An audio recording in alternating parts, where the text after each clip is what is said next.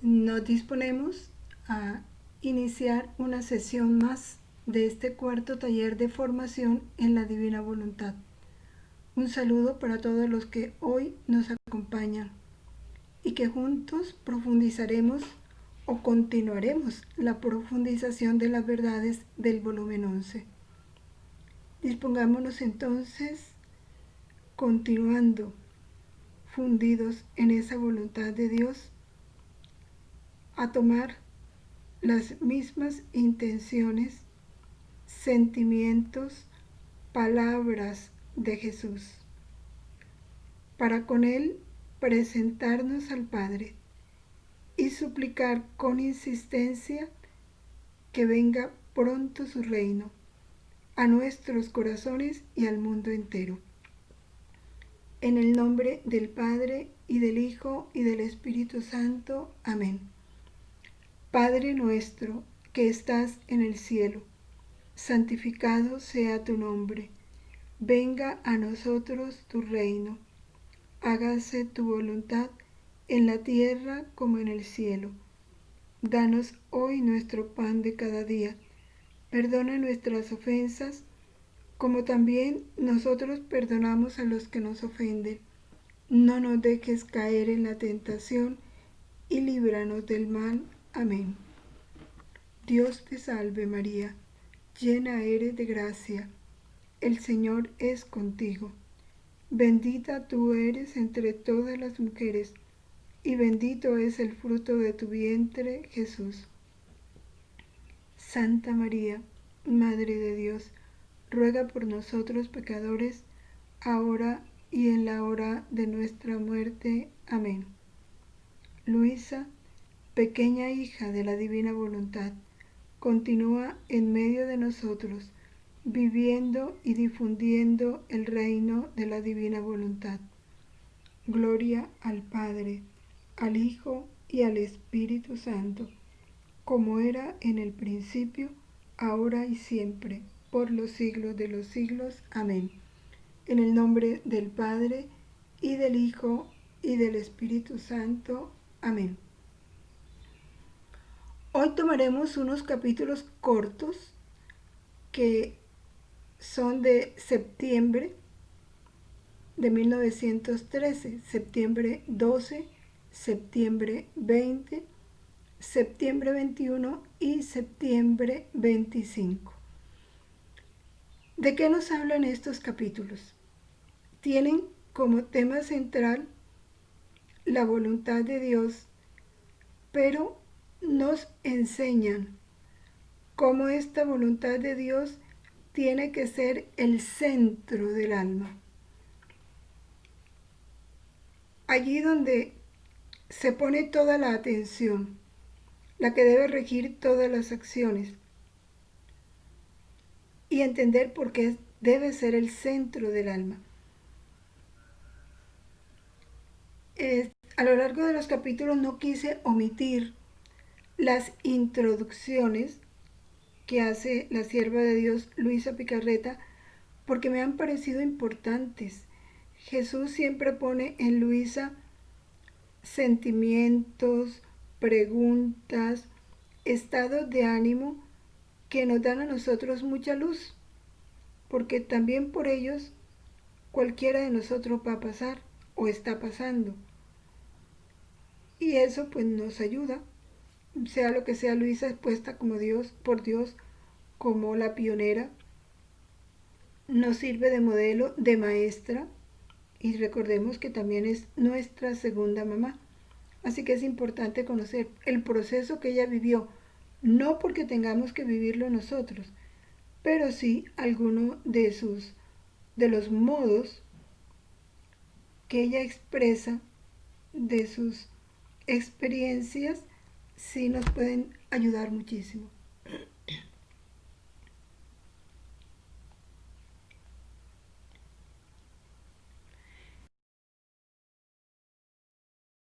Entonces, con el capítulo de septiembre 12 de 1913. Perdón. Dice Luisa, estaba... Ay, discúlpeme, por favor. estaba pensando en cómo Jesús bendito ha cambiado las cosas. ¿Por qué dice ella que ha cambiado? Porque ella antes, cuando Jesús venía, inmediatamente ella quedaba petrificada, entraba en ese éxtasis y que su cuerpo quedaba inmóvil, hecho una piedra, y su alma entraba a vivir una experiencia mística con Jesús. Y ahora no, eso no le sucede. Por eso ella dice, Jesús bendito ha cambiado las cosas. Otra cosa importante para entender aquí es cómo Luisa ya encuentra que Jesús es el dueño de ella y todo lo que en ella sucede depende de Jesús. Él lo dispone. Eso es una lección muy importante, porque Jesús nos dice que si nosotros queremos olvidarnos de nosotros mismos, tenemos siempre que pensar que es Él el que quiere de nosotros eso. Y Luisa así lo hace. Dice ella, aún viniendo Él, yo no quedo petrificada como antes, sino que en cuanto se va, me siento en estado natural. Yo no sé qué me ha sucedido, pero lo que es más es que me da fastidio si me viene el pensamiento o bien que quien tiene autoridad sobre mí quiere conocer mis cosas. Se está refiriendo al confesor. Ella le manifiesta eso, está pensando en eso, y como Jesús pues penetra todos sus pensamientos, Jesús se da cuenta y viene y le habla. Dice ella, ni siquiera una de estas mis cosas quiere que mi mente olvide. Pues el Espíritu Santo en la memoria, y como ella tiene la misión de escribirlo todo, pues el Espíritu Santo se encarga de que no olvide nada.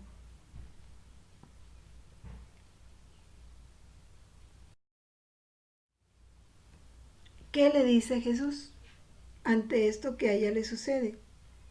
Jesús le dice, hija mía, ¿quisieras acaso tú que yo usara cuerdas y cadenas para tenerte atada?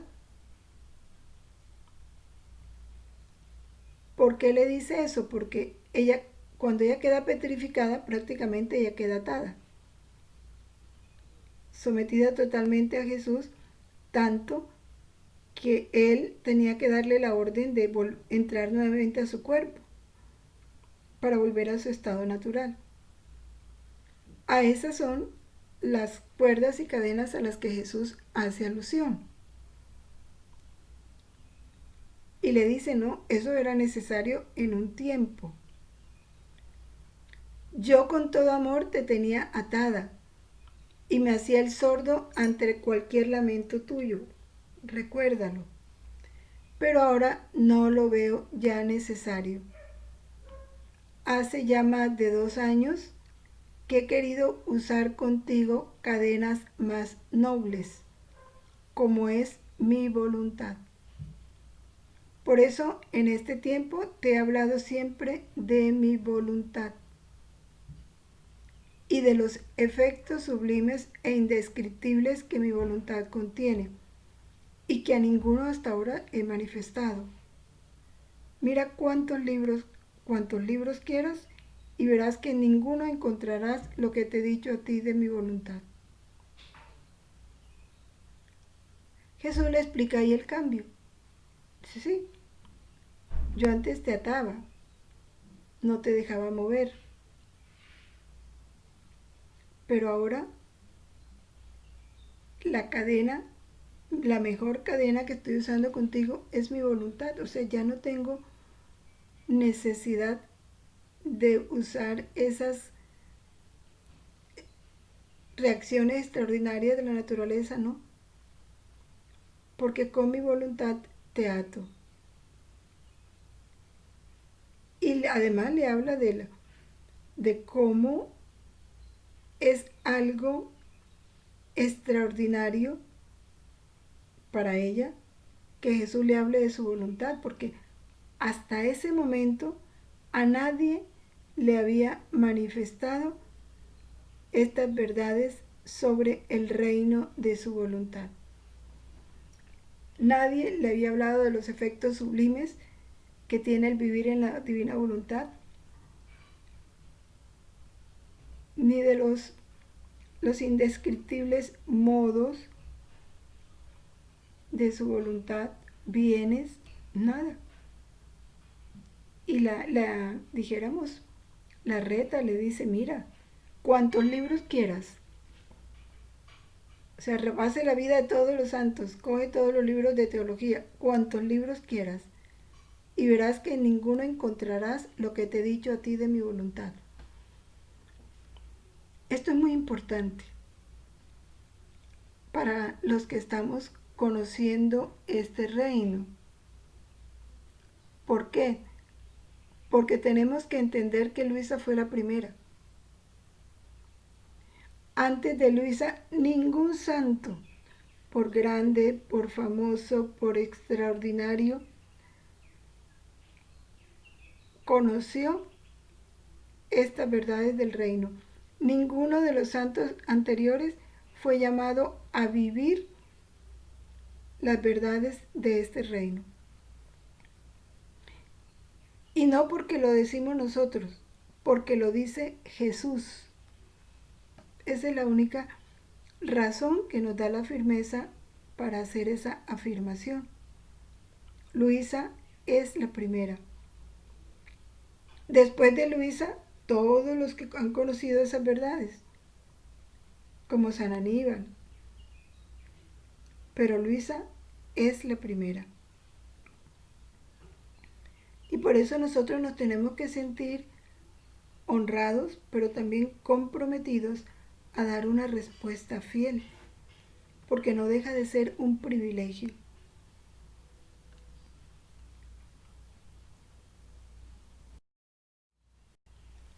Continuamos en el mismo capítulo. En esta vivir en la voluntad de Dios es tan importante entender lo que es la unidad. Dice Jesús, dice Luisa, ¿qué dices? Déjame, vete, son mis maldades las que me han reducido a este estado. Luisa sigue insistiendo que es por culpa de ella que ha perdido esa gracia. Y Jesús sonríe. Y no se va, sino que la estrecha más. Y entonces le dice, no puedo irme. ¿Puedo acaso separarme de mi voluntad? Si tú tienes mi voluntad, debo estarme siempre contigo. Mi querer y yo somos uno solo. No somos dos. Vamos a detenernos aquí porque esto es grande, grande y profundo. Jesús le dice a Luisa, ella le dice, vete. Y él dice, no puedo irme, no puedo separarme porque tú tienes mi voluntad. Y mi voluntad y yo somos una misma cosa. Somos uno solo. Por eso debo estarme siempre contigo. Ya aquí Jesús le está hablando de esa unidad de vida.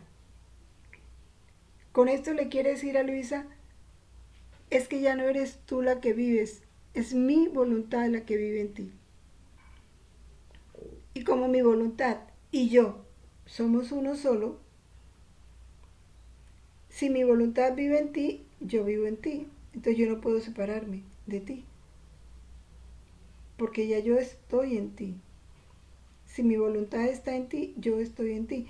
Esto es importante entenderlo y que Jesús quiere que lo entendamos y que lo volvamos como una evidencia en nosotros. Por eso nos dice, reconóceme en ti.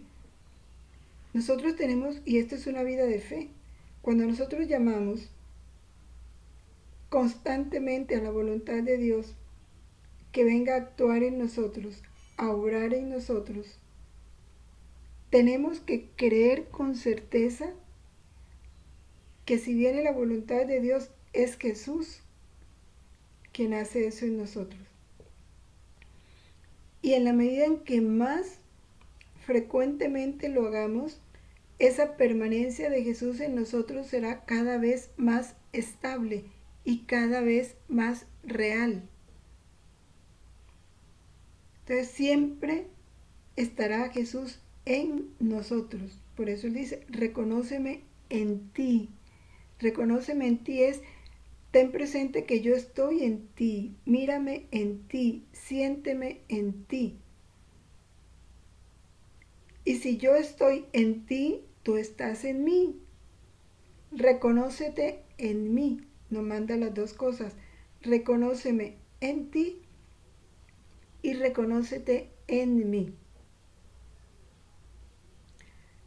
Esto también nos hace entender algo muy importante que sucede, por ejemplo, ahora que no podemos ir a misa y que no podemos comulgar, ¿sí? No podemos comulgar porque no vamos a misa. Entonces, ¿qué pasa? ¿Qué nos dice Jesús? Jesús vuelve a recordarnos esta verdad, de que si nosotros no podemos ir a misa y no podemos comulgar, recordemos lo que Él nos enseña en su divina voluntad. Y este es de este mismo volumen, del volumen 12, pero lo voy a leer. Dice, viviendo en el divino querer, el alma encuentra todo en modo divino e infinito. Luisa se lamentaba con Jesús porque no podía oír la Santa Misa y mucho menos comulgar. Entonces Jesús, que le dice, hija mía, ¿quién forma el sacrificio de la misa? ¿No soy acaso yo? Ahora, el alma que vive conmigo y en mi voluntad, encontrándome yo en cada sacrificio, porque en cada misa está Jesús, celebrando, ella queda como sacrificada junto conmigo, porque el alma que se une a la voluntad de Jesús, como la voluntad de Jesús es una, donde está Jesús está esa alma, haciendo lo que Él hace. Son verdades grandes, profundas, pero que tenemos que creer en ellas. Por eso dice, el alma que vive conmigo y en mi querer, encontrándome yo en cada sacrificio, ella queda como sacrificada junto conmigo. No en una misa, sino en todas las misas. Y viviendo en mi voluntad, queda consagrada conmigo en todas las hostias. Esta es la grandeza y los bienes indescriptibles que dice Jesús a Luisa, que contiene su voluntad. Por eso, si nosotros, así oigamos la misa por televisión, nos unimos a su voluntad, estamos con Él en cada sacerdote celebrando cada sacrificio de la misa que se está celebrando. Y en el momento de la consagración nos estamos consagrando con Él en todas las hostias. Es algo muy grande. Y dice Jesús, no salgas jamás de mi querer. Yo te haré llegar a donde quieras. Es más, entre yo y tú pasará tal corriente eléctrica de comunicación que tú no harás ningún acto sin mí. Ningún acto sin mí. Y yo no haré ningún acto sin ti. He ahí la unidad. Así que cuando te falte alguna cosa, entra en mi voluntad y encontrarás pronto lo que quieres, cuantas misas quieras, cuanto amor quieras. En mi voluntad nada me falta, y no solo, sino que encontrarás las cosas en modo divino e infinito. Que no puedo ir al Santísimo, entra en mi voluntad y podrás estar presente en todos los sagrarios, en todas las capillas de adoración. Esto que les acabé de leer, porque ya me lo van a preguntar, es del volumen 12, marzo 27 de 1918. Sigamos pues terminando de leer este capítulo. No somos dos, pero ya vayamos a los hechos. Dime, ¿cuáles son tus maldades? Entonces Luisa dice, no lo sé, porque tú mismo me has dicho que no piense en mí, que no piense en mis maldades, que no piense en mis miserias. Y Jesús, que siempre la trata con mucha confianza, le dice, entonces no las conoces. Y Luisa le dice, no puedo conocerlas, porque tú me tienes siempre arriba, no me das tiempo para pensar en mí misma. En el acto en que yo quiero pensar en mí, tú enseguida me reprendes severamente. Dices que debiera avergonzarme por estar pensando en mí. O si no me reprendes, me atraes amorosamente y me distraes para que yo no pueda pensar en mí. Es el amor de Jesús. Cuando ve al alma dispuesta a lo que Él quiere, Él mismo se encarga de impedir que nosotros pensemos en nosotros mismos.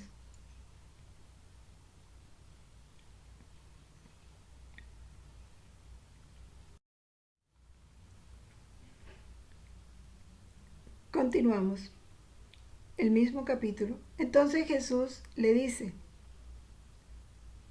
si no puedes hacerlo, si no puedes pensar en ti misma, significa que yo me complazco más en que no lo hagas, manteniendo en ti mi voluntad en lugar de todo. ¿Qué le está diciendo? Piensa solo en mi voluntad. Que tu pensamiento esté en mi voluntad. Y viéndose quitada alguna cosa de lo suyo, por eso te está encima y te impide pensar en ti misma, sabiendo que donde tiene en todo el lugar mi querer, maldades no puede haber. Entonces le dice, por eso tú no tienes maldades, porque tú no piensas en ti misma. Tu pensamiento solo está en mi voluntad. Y ese es tu lugar. Pensar solo en mi voluntad. Y le dice, por eso, celoso, me mantengo vigilante.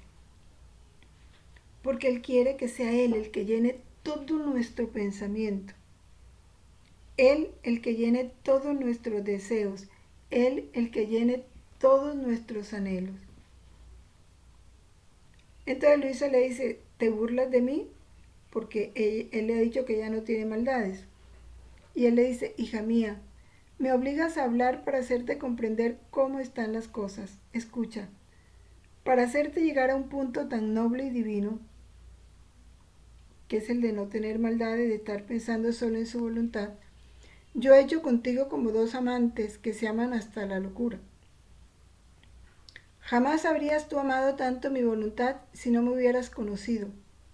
Por eso primero te he dado el éxtasis de mi humanidad, a fin de que conociendo quién soy yo, tú me amaras.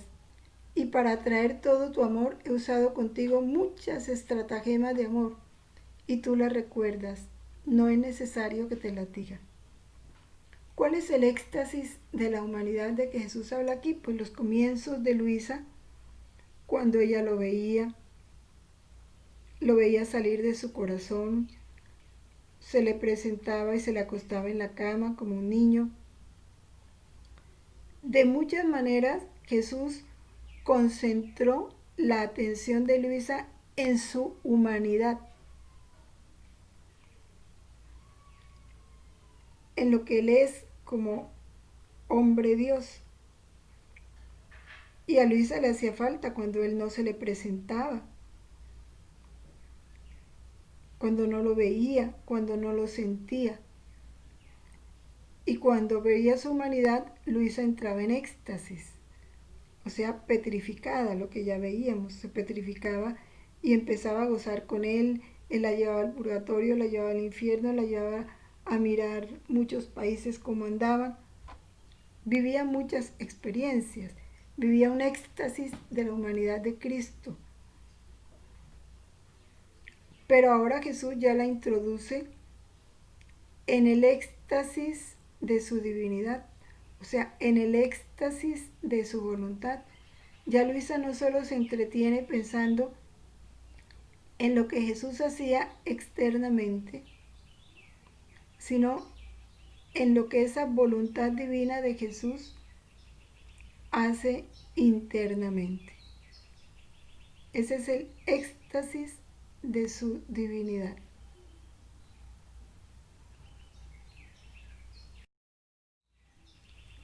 Continúa Jesús diciendo: ahora, después de haberte atraído bien a amar mi persona, tú has sido tomada por mi voluntad y la amas. Y no pudiendo estar sin mí después de tanto tiempo, como si hubiéramos vivido juntos, era necesario que el éxtasis de mi voluntad tomara el lugar de mi humanidad. O sea, ya dejara el éxtasis de su humanidad y entrar a vivir el éxtasis de su voluntad. Sabemos que la palabra éxtasis es ese estado extraordinario de arrobamiento, ¿sí?, de contemplación, que como que saca al alma de la tierra, la pone a vivir un estado muy especial interior. Eso le sucedió a Luisa ante la humanidad de Cristo. Ahora Jesús se lo hace experimentar ante su voluntad. Porque cuando yo dispongo a un alma a vivir en modo más alto en mi voluntad, fíjense, a vivir en un modo más alto en mi voluntad, estoy obligado a manifestarme para infundir gracias tan grandes. Entonces Luisa se sorprende y le dice: ¿qué dices, Jesús? ¿Cómo tu voluntad es éxtasis? No es que sea éxtasis, sino que produce éxtasis. Cuando el alma ya lo único que la trae es la voluntad de Jesús. Por eso, algo así como lo que nos dice la lámina, ¿no? Estoy en ese punto de mi vida donde no quiero otra cosa que no sea la voluntad de Dios. Pudiéramos decir que allí el alma empieza a entrar en ese éxtasis de su voluntad.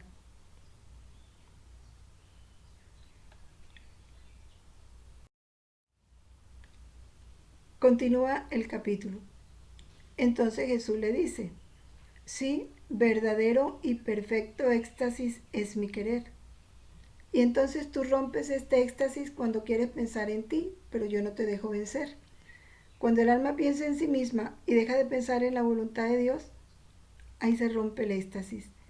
Por lo tanto, los tiempos que exigen grandes castigos vendrán. Ahí ya la está preparando, porque recordemos que Luisa, cuando Jesús iba a castigar, ella, por ser víctima, un alma víctima, estaba llamada a impedirlo. Dice: si bien tú no lo crees, pero creerás tú y quien te dirige cuando oigan de ellos. Estos vendrán, por eso es necesario que el éxtasis de mi humanidad sea interrumpido, pero no del todo. O sea, ya él no se le vuelve a aparecer, porque si se le aparece, ella le impide castigar. De otra manera tú matarías por todos lados, así que haré entrar el dulce encanto de mi querer para hacerte sufrir menos al ver los castigos. Entonces Luisa, al no verlo, y sabe por qué él no se le aparece, entra en el éxtasis de su voluntad, entra a adorar esa voluntad que la hace sufrir a ella porque sabe que le está castigando, pero ella se doblega, adora, se une a esa voluntad divina. Lo que hizo Jesús, Jesús también, su mayor dolor fue la perdición de las almas. Él dice, en la agonía en el huerto y también en la cruz, que él hubiera querido sufrir 1000 veces más lo que estaba sufriendo con tal de que ninguna alma se condenara. Pero tuvo que doblegarse ante la justicia del Padre, de aceptar que almas se condenaran, porque no quisieron aceptar la voluntad de Dios. Ese fue uno de sus más grandes dolores, igual Luisa. Luisa también no quiere que se castiguen, pero llegará un momento en que le toca rendirse ante esa voluntad de Dios para permitir que Jesús castigue por los pecados tan tremendos que se dan en el mundo.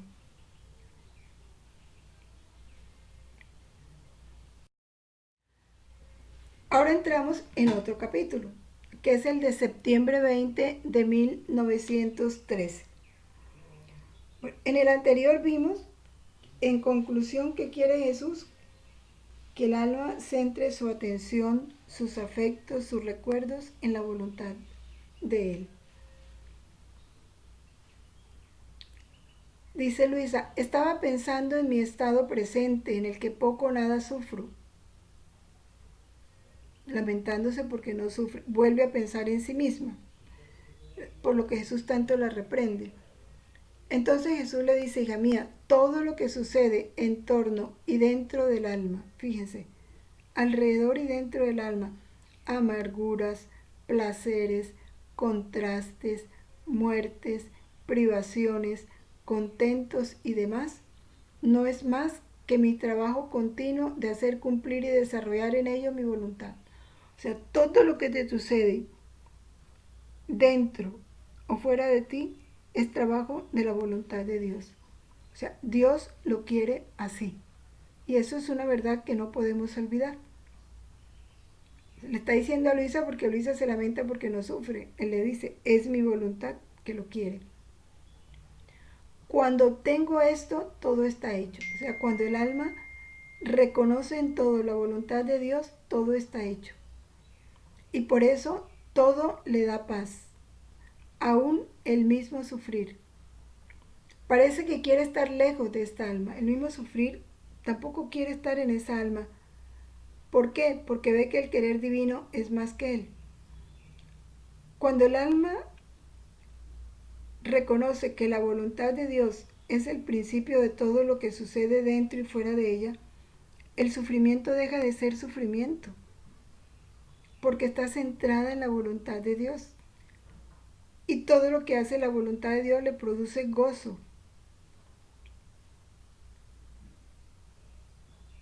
Por eso dice: aún el mismo sufrir parece que quiere estar lejos de esta alma, viendo que el querer divino es más que él, y que el alma lo tiene en lugar de todo y supera todo. Parece que todos le hagan reverencia. Yo mismo, cuando el alma llega a este punto en el que de todo se sirve para hacerme cumplir el trabajo de mi querer, la dispongo para el cielo. Cuando ya el alma tiene el don, para ella todo es voluntad de Dios. Y una voluntad de Dios que le da gozo, porque la voluntad de Dios es perfecta, es bondad, es amor, es luz, es todo.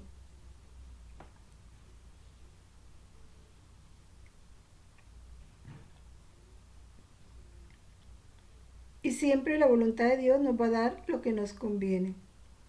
Siempre lo mejor de lo mejor de lo mejor.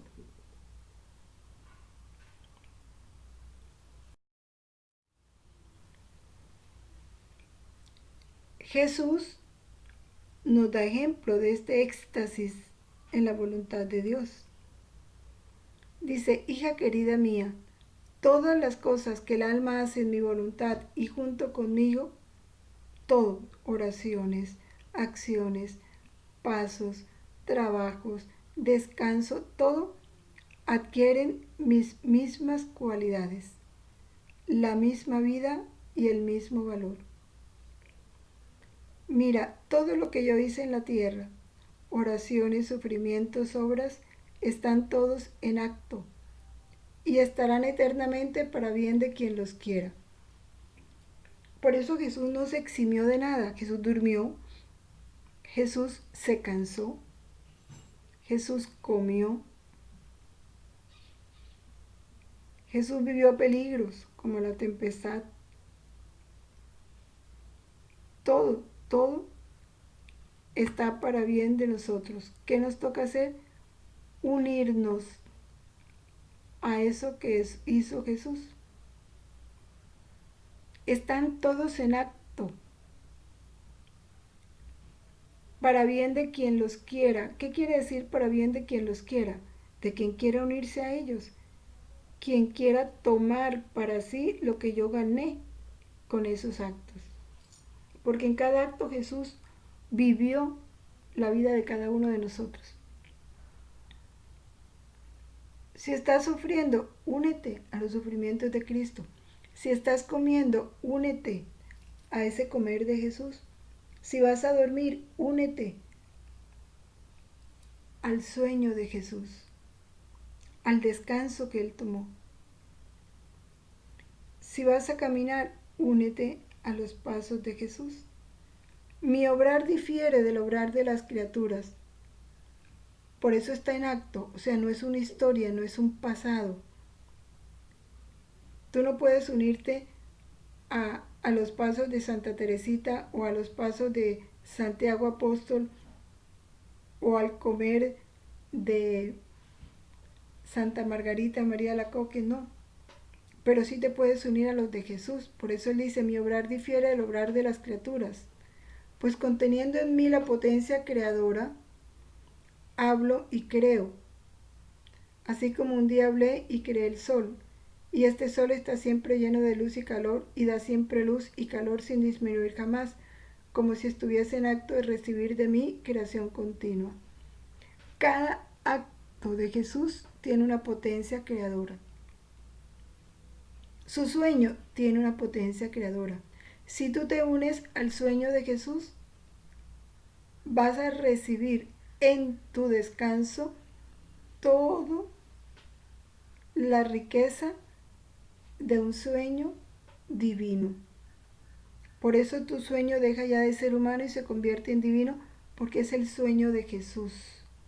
Sus actos, todo lo que él hizo está en acto y todo lo que él hizo tiene la potencia creadora, que va a crear en ti portentos.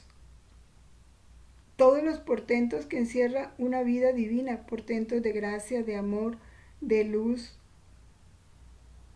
de misericordia, todos los portentos que encierra un acto divino. Por eso dice, como si estuviese en acto de recibir de mí creación continua. Hace la comparación con el sol. Esos son los actos de Jesús y son más que sol.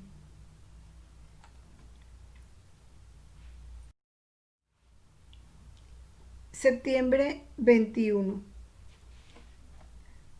Tal fue mi obrar en la tierra, conteniendo en mí la potencia creadora,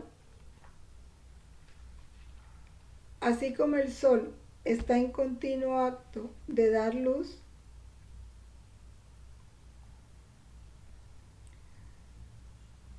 así las oraciones que hice, los pasos, las obras, la sangre derramada, están en continuo acto de rezar, de obrar, de caminar.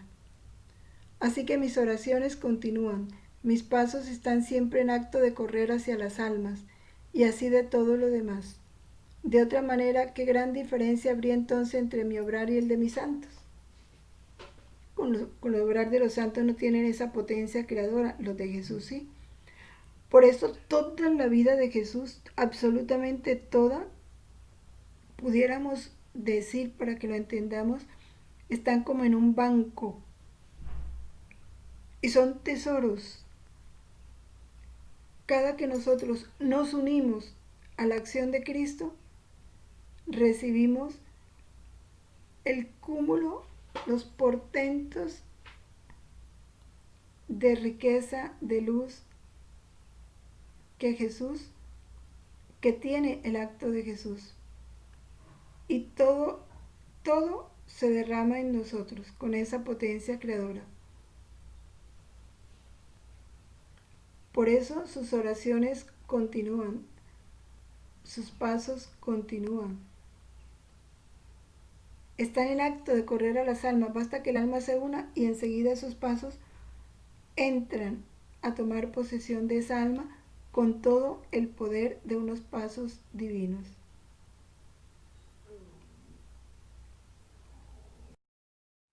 Y no solo el poder, los efectos de unos pasos divinos. Continuamos en el mismo capítulo de septiembre 21 de 1913. Estamos hablando de esos actos de Jesús. Y esto que Jesús nos invita a vivir, a nosotros lo vivió Él, porque la esencia de su vida fue la voluntad del Padre. Todo lo que Él nos llama a vivir, ya Él lo vivió. Por eso cada acto de Jesús estuvo siempre realizado con una voluntad humana unida a la voluntad del Padre. Dice Él: ahora escucha, hija mía, una cosa bella, bella, y aún no comprendida por las criaturas. Todo lo que el alma hace junto conmigo y en mi voluntad, tal como son mis cosas, así quedan las suyas. Y debido a la conexión con mi voluntad, por el obrar junto conmigo, participa de mi misma potencia creadora. Esto es clave. Por el obrar junto conmigo, participa de mi misma potencia creadora. ¿Qué quiere decir eso? Los actos de Jesús tienen potencia creadora. ¿Qué es tener potencia creadora? Cada acto de Jesús produce millones y millones de gracias, de luz, de bondad, de misericordia, no solo para el alma que se une a Él, para el mundo entero. Hace bien a las almas del purgatorio, da más gloria a los santos y a toda la humanidad la llena de luz y de gracia. Los actos, esa es la potencia creadora de cada acto de Jesús. Cuando el alma se une a Él, los actos de esa alma quedan con los actos de Jesús. ¿Pero por qué? Porque son los actos de Jesús. Porque es Jesús quien viene a obrar en ella. Por la conexión de la voluntad del alma con la voluntad de Jesús. Y por eso esos actos participan de su misma potencia creadora. Porque son los actos de Él en el alma. Dice Luisa: yo he quedado estática y con un gozo tal que no podía contener. Y le he dicho: ¿es posible, Jesús, todo esto? Y él, quien no comprende esto, puede decir que no me conoce. Y ha desaparecido. Pero yo no sé decir bien ni sé explicarme mejor. ¿Quién puede decir lo que Jesús me hacía comprender? Es más, me parece haber dicho disparates. O sea, tanto fue la comprensión que le dio de la grandeza que hay en un acto realizado en unión con la voluntad de Jesús. Se lo hizo vislumbrar, que ella no puede ni explicarlo. Quedó estática, porque están llenos de la potencia creadora. No hay parte del purgatorio, del cielo, de la humanidad que no quede, dijéramos, iluminado, enriquecido con los efectos de esta potencia creadora de un acto hecho en la voluntad de Dios.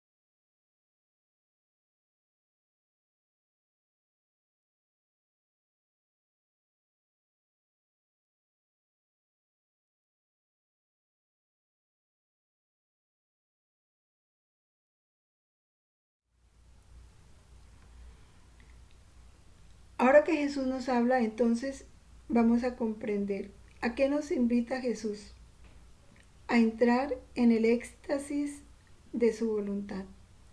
¿Qué es entrar en el éxtasis de su voluntad? Tener su voluntad como centro del alma, ¿sí?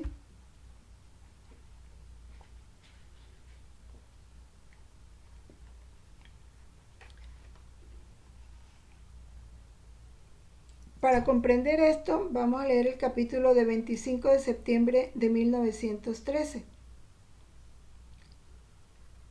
Dice Luisa: habiendo dicho al confesor que Jesús me había dicho que la voluntad de Dios es el centro del alma, Jesús le dice a Luisa: la voluntad de Dios es el centro del alma. Y este centro está en el fondo del alma, y que como sol, expandiendo sus rayos, da luz a la mente, santidad a las acciones, fuerza a los pasos, vida al corazón, potencia a la palabra y a todo. Y no solamente esto, sino que este centro de la voluntad de Dios, mientras que está dentro, para hacer que jamás podamos escaparnos de ella y para estar a nuestra continua disposición, sin siquiera dejarnos un minuto solos ni separados, está también al frente, a la derecha, a la izquierda, por detrás y por todos. También en el cielo será nuestro centro. Esto le decía Jesús a Luisa, o sea, cuando el alma se une a la voluntad de Dios, esa voluntad de Dios queda en el centro del alma como un sol, que se irradia a todo su ser, llena todo. Por eso dice, está en el centro, a la izquierda, a la derecha, por detrás, por todos lados. Pero el confesor no le cree a Luisa. Y le dice: yo debía ser de tal modo que la santidad debía ser fácil y accesible para todos, dice Jesús, a menos que no la quisieran en todas las condiciones, en todas las circunstancias y en todos los lugares.